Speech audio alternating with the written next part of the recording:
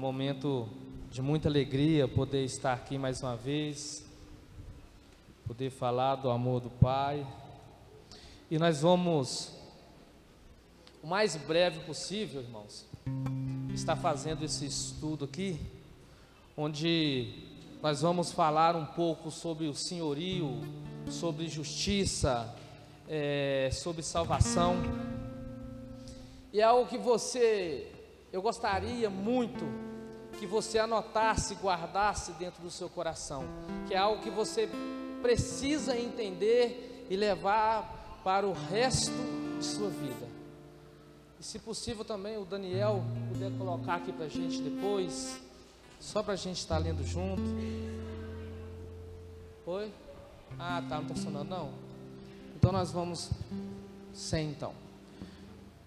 Vamos ler lá em João, capítulo 3, versículo 17. Você visitante, seja bem-vindo. Você que não é visitante, seja bem-vindo também. Vocês são uma bênção, glória a Deus. João 3, 17.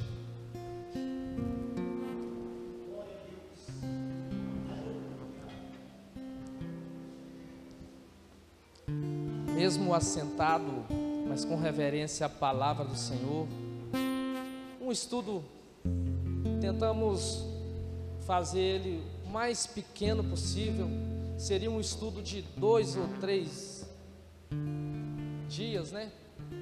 Mas a gente tentou resumir ele o máximo, para que você possa levar para casa o máximo de Deus nessa noite, amém? Glória a Deus. A palavra nos diz, João 3, 17: porquanto Deus enviou o seu Filho ao mundo, não para que julgasse o mundo, mas para que o mundo fosse salvo por ele. Glória a Deus, aleluia.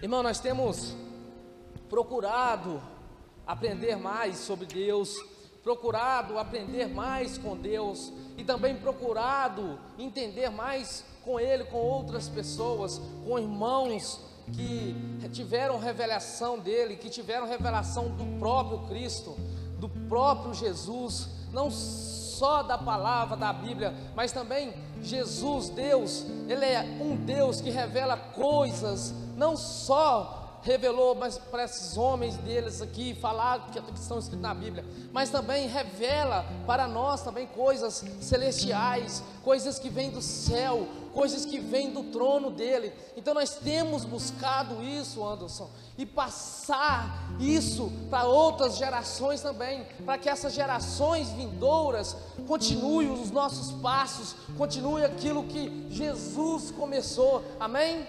Glória a Deus. Então nós aprendemos aqui que Deus enviou o seu Filho ao mundo, não para condenar o mundo, mas sim para que o mundo fosse salvo por ele. Então eu aprendi o primeiro passo da salvação, irmãos. A salvação não é o fim, a salvação é a porta de entrada, o começo em que todo o cristão começa. Aí você aceita Jesus e diz assim: estou salvo, acabou. Não. A partir do momento em que você aceitou Jesus, você foi salvo, você pode ter certeza que a sua vida ela está começando, amém? Então nós vamos falar um pouco sobre essa salvação, vamos falar sobre essa senhoria, essa justiça divina, amém? Glória a Deus. E nós aprendemos o quê? Que Jesus, Ele não é o Senhor dos salvos, simplesmente o Senhor dos salvos, mas Ele é o Senhor dos senhores. Aí nós vamos aprender o que é ser Senhor dos senhores. Em Apocalipse 19:16 diz assim: o Senhor dos senhores. Ele não é simplesmente o Senhor dos salvos, Ele é o Senhor dos senhores. Então peraí, se Ele não é simplesmente o Senhor dos senhores, Ele é o Senhor dos senhores. Peraí, não é Senhor dos salvos? É dos senhores. Nós vamos entender isso aí para frente. Amém? Moisés, ele falou assim que Deus, o único verdadeiro, ele disse assim em Deuteronômio 10:17: pois o Senhor, vosso Deus, é o Deus dos deuses, é o Senhor dos senhores, o Deus grande, poderoso e temível. Ele confirma mais uma vez que Deus, Ele é o Deus dos senhores. Dos senhores. E 1500 anos depois, olha para você ver, João falou da vitória do mesmo Deus em Apocalipse 17, capítulo 12, diz assim: pelejarão eles contra o Cordeiro, mas o Cordeiro o vencerá, pois o Senhor dos senhores é o Rei dos reis. Senhor dos senhores, mais uma vez, e Rei dos reis. Não é simplesmente o Senhor dos salvos, mas o Senhor do Senhor e o Rei dos reis. Amém? Porque Ele te salva para quê? Para que você seja Senhor, para que você possa se posicionar no domínio em que nós perdemos lá no Éden. O Senhor, Ele nos salva para que possamos nos posicionar naquilo que nós perdemos. Então preste atenção nisso, irmão. Ele não é simplesmente o Senhor do Senhor, Ele é o Senhor dos senhores. Ele quer nos posicionar, e Ele nos posicionou no lugar devido do senhorio, porque o plano original de Deus, irmãos, preste atenção, senão você vai achar que estou blasfemando aqui. Preste atenção, porque o plano original de Deus não era a salvação. Como assim, Lucas?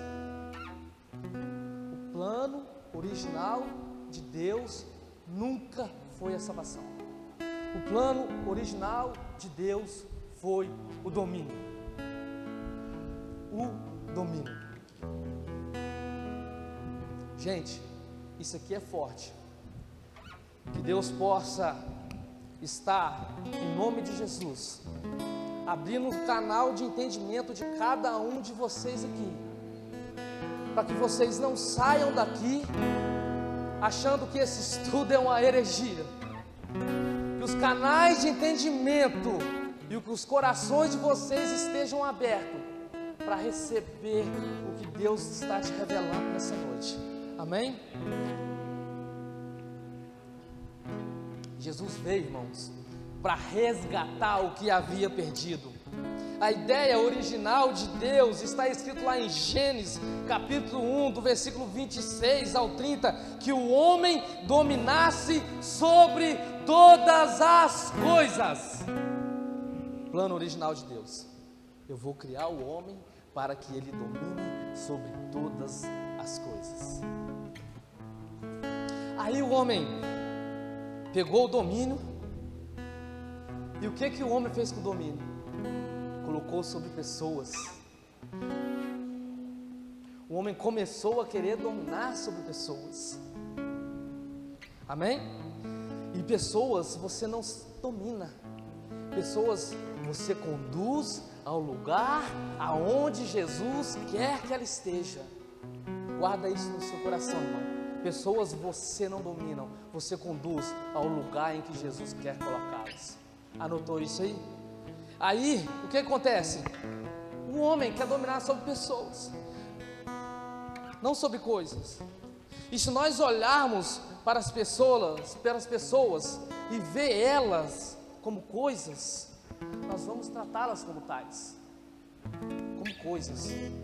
Agora, se nós olharmos para ela com o olhar que Cristo olhou, nós vamos amá-la, nós vamos abraçá-las e nós vamos conduzi-las ao lugar certo, ao alvo, à salvação, ao domínio e à justiça. Todo lugar que o homem tenta dominar homens, o princípio ele se torna Babilônia, e não celestial. Vocês estão me entendendo? Amém? Vocês estão me entendendo, irmãos? Todo lugar que o homem tenta dominar sobre os homens, o princípio ali é babilônico e não celestial. Porque o céu, nós vamos entender agora, não é eu mando e você faça. O céu é façamos nós. Façamos nós. Não é simplesmente um trabalhando, é uma equipe trabalhando. Até na criação, irmãos, isso é muito forte, o homem participou. Até na criação o homem participou com Jesus. Em Gênesis 2,19, Deus manda Adão o quê? Dar nome a todas as coisas. O homem participou com a criação junto com Deus. Ei, Adão, vai lá e dá nome aos animais, dá nome a tudo. Amém? Por isso em Salmo, capítulo 8, do versículo 4 ao 6 diz: quem é o homem? Que dele se lembres. Quem é o homem que dele se lembres? E o filho do homem para que o visites. Isso é forte, irmão, quando você entende. Fizestes um tanto por um pouco menor do que Deus, um pouco menor do que Deus, e de glória e honra o coroaste, colocou uma coroa sobre mim, sobre você, e às vezes nós não temos a noção e o entendimento do que é essa coroa sobre nossa cabeça. Deste o domínio sobre todas as obras da tua mão. Ele não deu a liberdade, o livre arbítrio, e nós não conseguimos entender como fazer com esse livre arbítrio, e nós pecamos, erramos e saímos fora da vontade dele. E diz que deste o domínio sobre todas as obras das tuas mãos, e sobre os pés tudo o que lhe pusestes. Deus, ele entrega tudo para a gente. Ele confia na gente. Ele confiou em mim, confiou em você para que dominássemos sobre toda essa terra.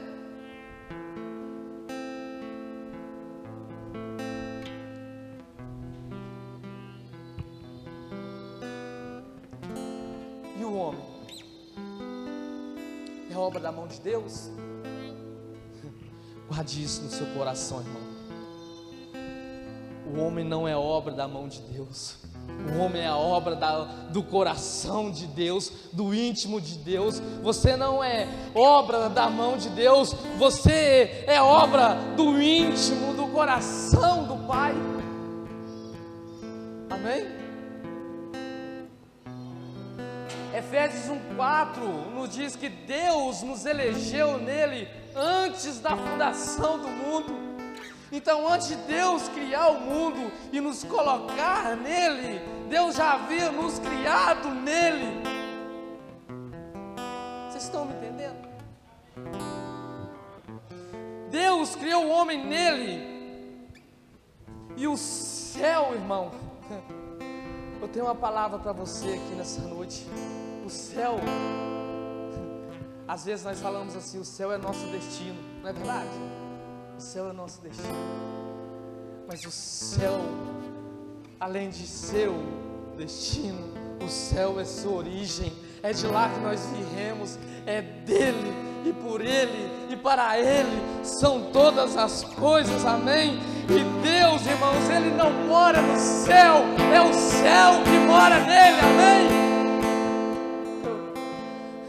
Deus, quando ele cria a árvore, ele fala assim: árvore, dê fruto. E a árvore deu fruto.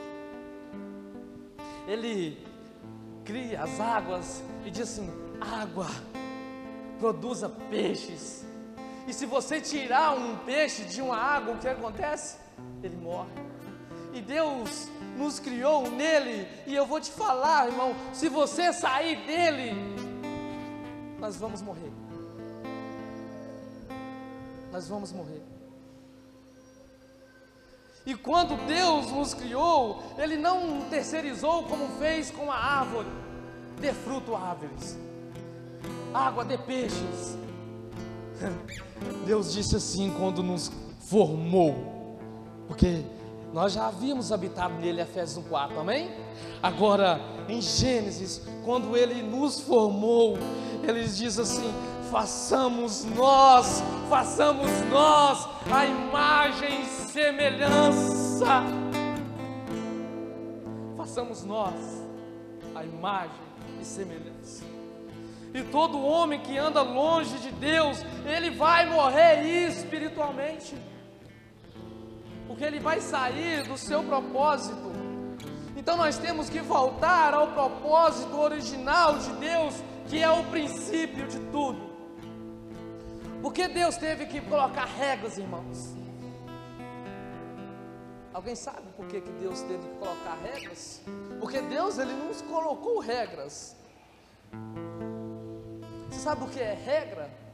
Regra é a quebra do princípio. Porque ele escreveu assim: não matarás. Porque Caim matou Abel. Se Caim, ou se ninguém tivesse matado ninguém, ele ia escrever: não matarás. Então a regra é a quebra do princípio de Deus. Anota isso no seu coração. Então Deus, ele criou a lei por causa da dureza do coração do homem. Deus, ele cria lei e regras por causa da dureza do coração do homem. E a regra é a quebra do princípio. E a lei também é a quebra do princípio, daquilo que Deus deixou para nós. E nós achamos que o quê? Que a graça, ela veio antes. Eu tenho uma pergunta para você: a graça, ela veio antes ou depois da lei? A graça veio antes ou depois da lei? Em Anderson? A graça, ela veio antes da lei. A graça do Pai, ela veio antes da lei. A lei, ela veio para quem não entendeu a graça do Pai, amém? A graça, ela veio para quem não entendeu. A lei, ela veio para quem não entendeu a graça de ser filho de Deus ter nos amado, ter nos criado, ter nos formado, ter nos dado o livre-arbítrio. Aí Deus fala: então eu vou colocar a lei. E o que o povo fez para sair do Egito? Nada. Deus diz: eu vos tirei com mãos fortes. O povo não tinha feito nada, mas Deus os tirou com mão forte, tirou ele do Egito. Você sabe por quê? Porque Deus, ele conhecia o sofrimento daquele povo. E Deus, quando ele desce para falar com aquele povo diz o quê? Moisés, fale com Deus, que não fale com a gente, fale você mesmo, porque nós não queremos ouvir a palavra de Deus. E até hoje existem pessoas assim, que preferem alguém que fale no lugar de Deus, no nome de Deus, quando Deus quer falar com ela. Existem pessoas assim.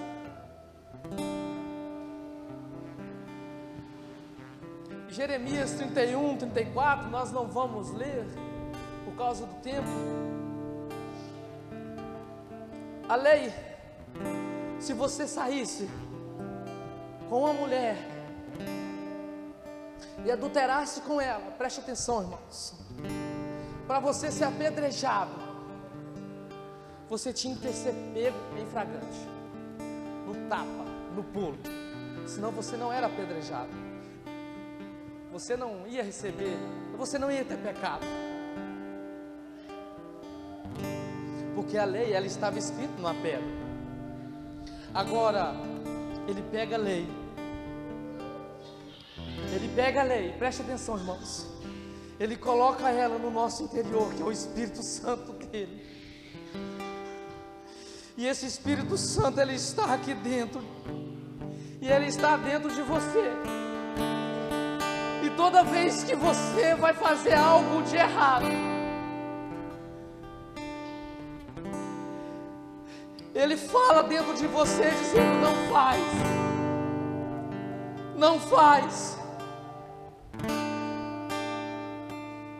Mas o homem que tem um coração duro, o homem que não tem um coração quebrantado, ele consegue consegue tampar os ouvidos para o Espírito Santo e pecar.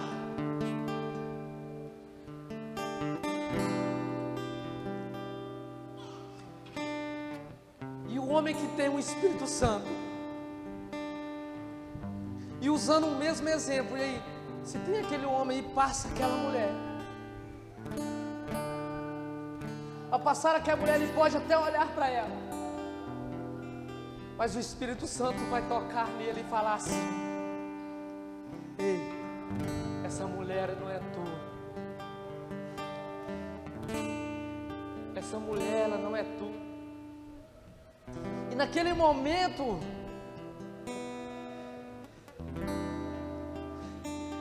a vontade que ele tinha, ela vai acabar, porque ele ouve a voz do Espírito Santo de Deus, porque incomoda ele, e ele não consegue fazer a não ser a vontade do Pai, do Espírito que habita dentro dele, porque ele já não vive para ele, mas ele já vive simplesmente para Cristo. Já não sou eu quem vivo mais. Amém? Qual que é mais difícil? Você andar na lei ou na graça? Porque a graça, irmão, ela é uma oportunidade. Ela não é uma oportunidade para você pecar. A graça não é uma oportunidade para você pecar. Ela é para tirar você mais rápido do pecado. Agora a salvação, ela é por graça. E pela graça sois salvos. E isso é dom de nós? Não. Isso é dom de Deus. É dom de Deus. Agora o reino é por obras. O reino é conquistado à força. O reino é conquistado à força. Amém? Por isso tem pessoas que não entendem quando aprendem algum princípio errado, e ela é corrigida. Um exemplo, nós aprendemos que para ser cheio do Espírito Santo, vemos lá do passado, é preciso orar, é preciso jejuar, é preciso ir no monte, é preciso ter um terno, uma gravata. Nada contra, glória a Deus para quem faz, e admiro, mas para você ser cheio do Espírito Santo, irmãos, o Espírito Santo de Deus, ele não vem porque nós somos fortes. O Espírito Santo de Deus, ele vem porque nós somos fracos. É Ele que nos ajuda, é Ele que nos dá força, é Ele que nos sustenta na nossa fraqueza. Vocês estão me entendendo? E Ele não vem porque nós fazemos alguma coisa e nós merecemos. Ele veio porque nós precisamos dele. E sem Ele nada podemos fazer. Aí o que a religião nos ensina? Que devemos dar o primeiro passo para que Deus venha nos abençoar. Não é assim? Nós aprendemos assim, que devemos dar o primeiro passo para que Deus venha nos abençoar. Mas Deus, Ele já deu o primeiro passo há muito tempo. Amém? João 15:16, Jesus disse: eu vos escolhi, não foi vós que escolheste a mim, mas eu vos escolhi. É Deus que escolheu você para estar aqui nessa noite. É Deus que escolheu você para que você possa reinar com Ele, ter uma posição de autoridade, ter algo revelado do céu. É Deus que escolheu você, não é você que escolheu estar aqui. E se você acontecer sair do caminho, você pode ter certeza que Deus vai te reposicionar no caminho dele, porque Ele nunca vai abrir mão de um filho dele. Agora, eu entrei, sou salvo, Amém? Glória a Deus. Aceitei Jesus. Agora eu preciso me esforçar e praticar justiça. Praticar o quê? Agora, o justo pratica. Tá, agora vamos. O que é justo? O que é ser justo? Quem é justo? Justo é aquele que foi justificado por Ele. Nós fomos justificados por Ele, irmão. E quando nós entendemos isso, e o que Ele fez, o que aconteceu ali na cruz, foi algo que Ele fez para justificar o meu e o seu pecado. O nosso amor e o nosso coração, Ele arde. Por isso, não adianta. Sabe aquela pessoa bonzinha, mas sem Jesus? Ela precisa aceitar Jesus. Então eu tenho que ser o quê? Justificado por Ele, ser salvo, e nós fomos justificados por Ele, e nós fomos salvos por Ele. Amém? Amém? E agora nós temos o quê? Que praticar a justiça.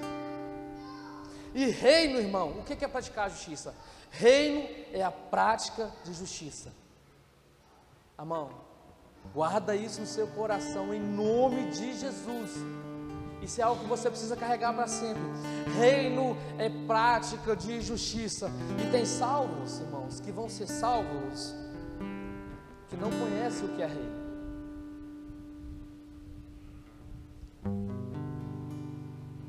Tem pessoas que vão ser salvas e não vão reinar com Ele, porque são salvos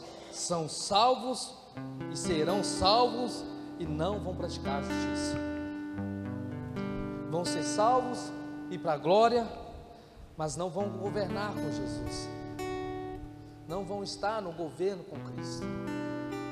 E algo em que eu queria, mas que eu não consigo e eu não posso por causa do tempo, é me aprofundar no que seria governar com Cristo. Então procure em casa entender o que seria governar com Cristo e aonde você iria governar com Ele. Amém? Anota isso no seu coração, irmão. Vai ter várias teses lá para você entrar, vários caminhos. E o que você tiver dúvida, você procura o seu pastor. Procura ele. Amém? Glória a Deus. Mateus 25 diz assim, capítulo 14 ao 30. Jesus fala dos talentos e diz assim: vós que fois fiel em um talento, se for fiel em 5, eu vou te dar 10. Se for em 2, eu vou te dar 4. Eu vou multiplicar o seu talento, você que foi fiel, e como foi falado na hora do momento do dízimo e oferta. Para a gente entender melhor, Lucas 19, 11, 27, tem uma parábola que diz: um homem rico saiu da sua casa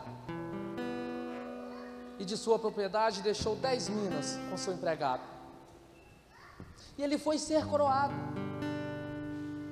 Voltando ele, mandou os seus servos para ver quanto que ele tinha lucrado, e aquele que rendeu 10 minas, ele governou sobre 10 cidades. Preste atenção, irmão, estamos falando de governo. Jesus está dando um exemplo aqui para a gente. Ele deixou os seus cuidados e ele voltou. E aquele que rendeu 10 minas, rendeu 10, vou te colocar sobre o governo de 10 cidades. Aquele que rendeu 5, eu vou te colocar sobre o governo de 5 cidades. Sabe o que Jesus está tentando nos dizer aqui? Que eu e você, nós iremos governar com Ele, amém? Que eu e você que aceitamos Ele, que nós praticamos justiça, pegamos a salvação e conquistamos e fazemos o reino através da nossa força, conquistando Ele e praticando a justiça. Vai chegar um dia em que nós seremos coroados e nós iremos governar com Ele pelos séculos dos séculos, amém?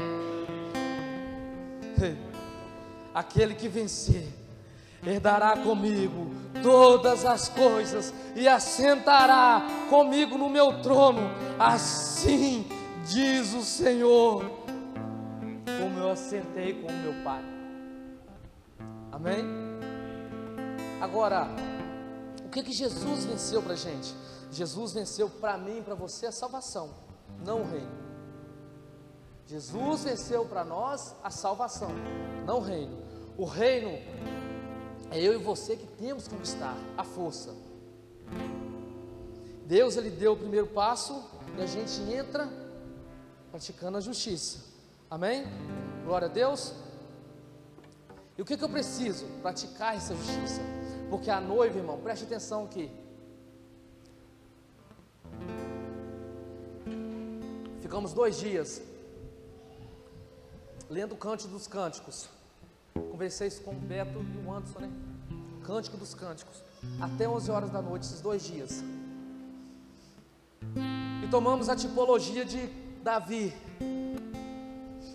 E a tipologia de Salomão, e a esposa dele como a noiva, e Davi como noivo. E quando nós entendemos qual é a posição e que a noiva, que a igreja deve se tornar, deve tomar posição, irmão, o nosso coração ele foi totalmente quebrantado. Aprendemos que a noiva de Cristo, ela precisa amadurecer,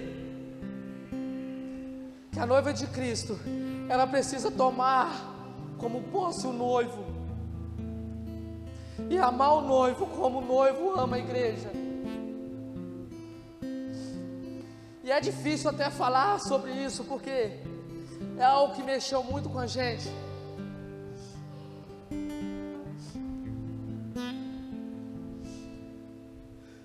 Quando nós entendemos, Anderson, e que a noiva ela está andando na contramão,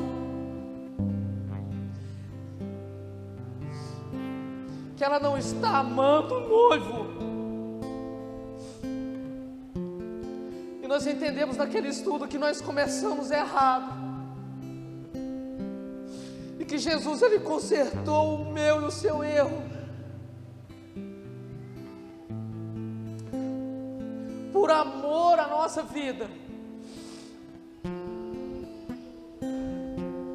E algo que foi nos revelado do céu,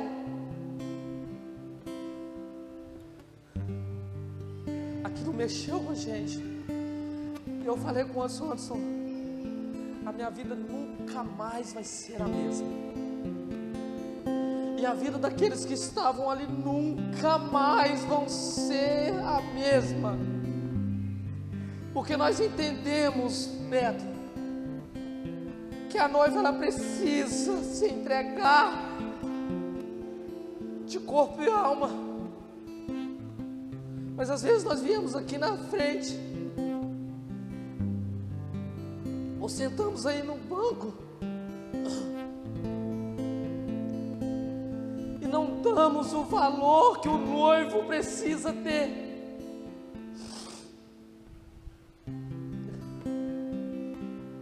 De amá-lo, de entregar-se por ele,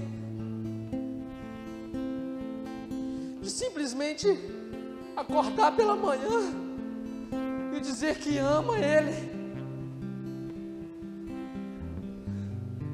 de deitar à noite no seu travesseiro e agradecer ele por ter permitido passar mais um dia com ele. E tudo na nossa vida se torna algo como um círculo vicioso. E é algo que eu falei com eles, nós vamos trazer isso para cá. Eu falei com o Beto, eu preciso levar isso para a juventude, porque é algo que nós precisamos carregar para toda a vida, amém? Vamos continuar, irmão. Porque a noiva, ela está ataviada com linho fino, que são átrios de justiça dos santos, vestida, enfeitada e ornamentada. E quando nós entendemos isso, e a noiva ela tem que se vestir dessa justiça, a igreja ela tem que praticar essa justiça. E o que é praticar essa justiça? Irmão, praticar a justiça é dar ao outro o que é direito. É dar ao outro o que é direito. E qual que é o seu direito? Você tem seu direito. Amém? Você tem seu direito. E eu tenho obrigação. É assim que funciona. O seu direito é ser amado. E a minha obrigação é te amar. Vocês estão me entendendo? A obrigação da noiva é praticar a justiça amando. E você sabe qual é a recompensa do amor? Alguém sabe qual é a recompensa do amor, irmão? Alguém se arrisca a dizer qual é a recompensa do amor? Quando você consegue perdoar, quando você consegue ter a misericórdia. A recompensa do amor é você conseguir amar mais. Essa é a única recompensa do amor.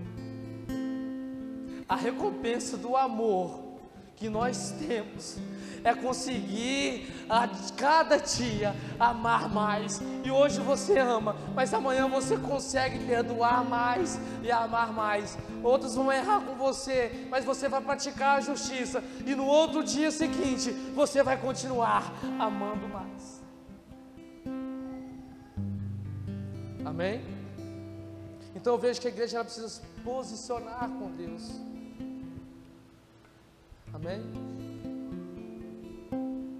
E eu vou adiantar aqui. Irmãos, quem tinha o governo no Egito? O faraó, não era? Amém? Mas quem tinha autoridade lá? José. E é isso que Deus ele quer fazer comigo e com você. Pessoas vão governar, mas a autoridade ela está entregue à noiva de Cristo, amém? A autoridade ela está entregue na minha e na sua mão. E quando nós entendemos isso, nós tomamos posse, nós proclamamos, nós levantamos, nós erguemos a nossa mão, e nós temos autoridade para curar, para libertar os cativos, curar o enfermo, liberar perdão, amar e praticar essa justiça.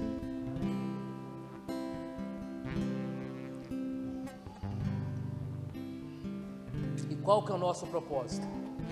Tomar este senhorio. E nós não vamos tomar esse senhorio e vencer nenhuma guerra aqui embaixo, se nós não vencemos aqui em cima. Vocês estão me entendendo?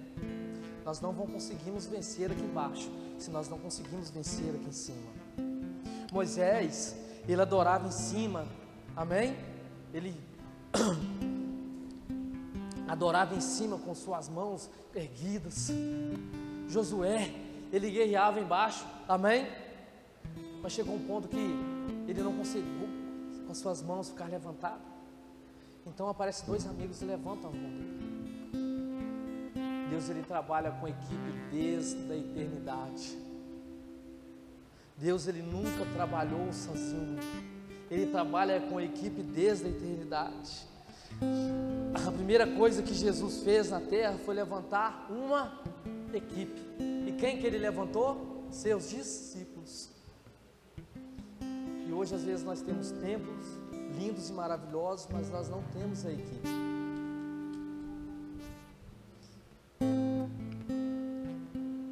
Proclamadores, adoradores e intercessores. Isso é a equipe. Jesus levantou Pedro. Quem foi Pedro? Proclamador. Anota isso no coração. Quem foi Pedro? Começou a igreja. Anota isso no seu coração, irmão. Pedro foi um proclamador, começou a igreja. João, adorador, aquele que não saía do colo do mestre. Aonde o mestre ia, ele ia, dava um cheirinho no mestre, deitava no colo dele. E Tiago, quem foi Tiago? Um intercessor, aquele que morreu pela igreja. Equipe. Mesma coisa tinha no céu. Deus começa a igreja, preste atenção, irmão, anota isso aí. Deus começa a igreja, Jesus, ele morre por ela, amém? E o Espírito Santo termina ela em Apocalipse. Oh, glória, equipe. Deus, ele sempre trabalha com equipe. E tudo que acontece na terra reflete no céu. Tudo que acontece aqui nesse local é refletido no céu. Davi, ele separou 3 famílias, trouxe a arca para Jerusalém. Anota isso aí no seu coração. E as famílias adoraram a Deus por 40 anos. A família de Jeritu, a família de Asaf e Amon. Amã. Agora, sabe qual o significado de cada família? Jeritu, Asaf, Amã. Foi Deus que levantou essas famílias. Proclamação, adoração e intercessão. Essa é a genealogia. Deus, ele trabalha na genealogia. No céu também tinha um adorador, um intercessor e um proclamador. No céu. Alguém conhece? Alguém arrisca? Vocês podem falar, irmão. Eu já estou ficando sem graça aqui.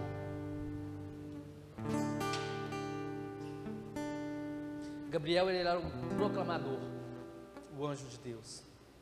Trazia as boas novas. Aonde Gabriel chegava, ele trazia boas novas. Proclamador. Miguel era intercessor, o anjo de guerra. Aquele que arrancava a cabeça, aquele que lutava. Aí me lembro de quem? O arrancador de orelha, né? E o adorador. Quem que era o adorador de Deus? Os céus? Quem? Quem? Lúcifer, adorador. O que acontece com Lúcifer? Ele cai. Aí eu faço uma pergunta para você aqui nessa noite. Por que você acha que Deus está à procura de verdadeiros adoradores que adoram e em espírito e em verdade? Ou porque a equipe dele ainda não está completa? Existia um anjo chamado Lúcifer que caiu do céu. Ele traiu Deus. Ele foi contra ele. E você vai olhar, vai ter muitas frases na Bíblia. Eu preguei sobre isso da última vez. A Bíblia, o tempo todo, Deus está dizendo assim: me adore, me adore, me adore, me adore. Deus convidando a noiva dele: me adore, me adore, me adore, me adore. Nós vamos voltar a completar essa equipe. Amém? Glória a Deus. Então, para terminar, eu quero concluir nosso trabalho aqui como igreja é levantar altares de adoração, Anderson, Beto, Henrique, levantar altares de adoração. Se eu adoro, eu tenho autoridade para dizer aos anjos e para dizer ao mundo celestial, ordenar e dizer: vamos avançar. Se eu adoro e pratico justiça, eu tenho autoridade e você tem autoridade para dizer que nós vamos conseguir. E dizer para os proclamadores, profetizar e levantar palavras de bênção a todo tempo, amém? Aí nos púlpitos, nós viemos aqui para frente.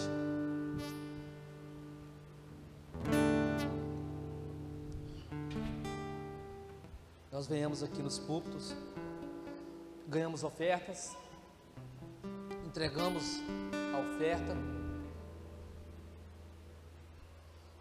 mas quando nós entendemos que que eu e você, nós somos essa oferta viva que Deus quer. Nós somos a oferta viva que Deus quer. Tudo muda. O nosso pensamento muda. A nossa intimidade com Deus, ela muda. O sacrifício vivo, santo e agradável a Deus é o nosso culto racional. Aquele em que Deus recebe. É aquele que nós sabemos por que estamos fazendo. É aquele que nós olhamos e falamos assim: hoje eu estou indo até o templo adorar o meu Deus, e eu vou chegar lá e fazer o meu culto racional, sabendo por que eu estou fazendo, para quem eu estou fazendo, por que eu estou fazendo. O Espírito Santo de Deus, ele entra dentro de nós, ele entra dentro de mim, ele entra dentro de você, e aquele coração que estava duro, ele é quebrantado, e ele é ministrado por Cristo. E você olha para dentro de você, depois daquele culto racional, que você adora Ele com todo o seu entendimento, e você sai por aquela porta, triste com você mesmo, sabendo que você precisa mudar, sabendo que você precisa fazer algo a mais por Ele. Ou seja, eu estou fazendo isso porque eu estou entendendo porque eu tenho que fazer.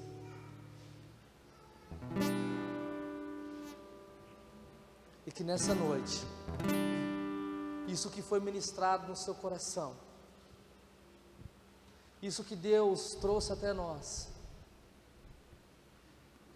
venha ser plantado dentro de você, e eu sei que já foi, e venha crescer, sabendo que o governo de Deus, Ele está diante de nós, que o Espírito Santo de Deus, Ele habita dentro de mim e dentro de você, que a justiça que precisamos praticar é amar ao próximo, e que a recompensa do amor é conseguir amar mais. Amém? Glória a Deus. Que Deus possa te levar para casa,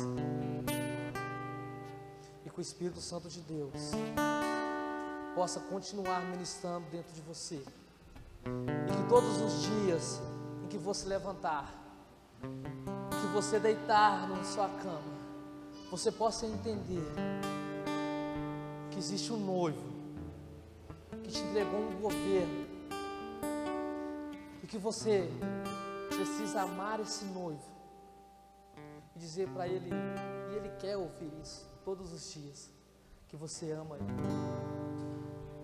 e ele quer ser amado por você. Amém? Possa assistir esses pedidos que aqui estão, que representa a fé e a necessidade do povo da igreja. Que Deus possa visitar essas pessoas que estão aqui representadas em fotos, esse objeto, se for uma roupa, seja lá o que for, que Deus possa derramar a unção de cura, né, para essa vida que vai usar esse objeto. Tudo que é colocado com fé, irmãos, Deus, Ele retorna de forma surpreendente para a nossa vida, em nome de Jesus. Soberano Deus, eterno Pai, bendito é teu santo nome. Te damos graças, Senhor, pelo privilégio de poder pisar em Tua casa, de ouvir a palavra do Senhor para a nossa vida. Obrigado, ó Pai, por tudo que o Senhor tem feito por nós, pelos livramentos, pela porta de emprego que nós temos para trabalhar, pela nossa família, pelo pão na mesa, ó Pai, que graças ao Senhor não tem faltado. Nós também, meu Pai, intercedemos agora, neste momento, por essa guerra, por essa desavença, por esse levante do demônio, meu Pai, que tem feito tantas vidas inocentes. Pai, visita esse povo essa noite. Quanto terror, quanto sofrimento, meu Pai, que está tendo lá do outro lado do mundo, mas a Tua palavra diz que os Seus olhos estão atentos em todos os lugares. Pai, o Senhor é Deus, o Senhor é poderoso, o Senhor pertence todo o governo do céu e da terra, meu Pai. Por isso nós sabemos que toda palavra que sai da boca do Senhor, ela se cumprirá nessa terra. Por isso, Pai, que o Senhor entra com providência, abençoa a família do Teu servo, pastor José, dá a ele o descanso merecido, traz ele, ó Pai, renovado, fortalecido, cheio de sabedoria, para poder ajudar a Tua obra. Nós abençoamos esses objetos e entregamos, Pai, o restante da semana em Tuas mãos, em nome do Pai, do Filho e do Espírito Santo de Deus, e a igreja diz, amém. Que assim seja.